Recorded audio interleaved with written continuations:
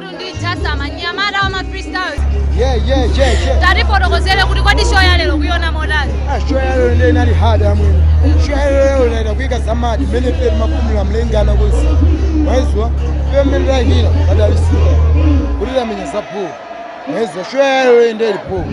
Wasana mama ndio show ina yose yomwe nayo. Yakobo sai. Kumachitika mashogo mayindo wanu. Mawa wako ndio ndani kwa anthu mwana nyozera za show ya lero. Mawanga ndori yatu masiwa msipulipula yomwe niyo sinaoni. Ndipo mawa amene sompebro alimo mwezo. Ndipo Gwamba kubangisa yintu sura yayo kusa yabena kuti mwakulimako.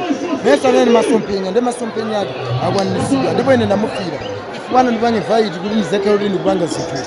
Leno pick up kwa yeye kena yiyo sondelelo wa yeye ule mlenga msogole asipita sokoni ndipo show us lave sikali kupanga kwa msekalo kuposta support yeye madam amenyele freestyle mapanza ako freestyle limenye support so out yo what I'm saying tinali ku show za fresh za Gwamba sama big man ana maramba kuja mabana mwina ngati Gamba bado ndo dada saga wakamba ni mapanga soda kusangati mwana wasinanga kunyapa mafana mandiputa sinanga ukahanga ndi chigaya mwana chimanga ozipo pangati toni ine ndi malanga pick up to the Gwamba sama fana fresh samba sama big man na maramba zabwino kuja piti ngati mlamba ndi maziwa tiketa mapanga tupi bakomo pakulewa mapanga 4 pin ndamuza tikwela you know just my chin sama big man sisa ana maskin kodi dona talusani zinalanu wasakani mopani linangati nkhanu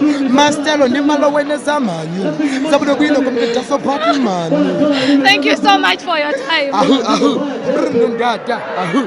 Yes, master pick up elder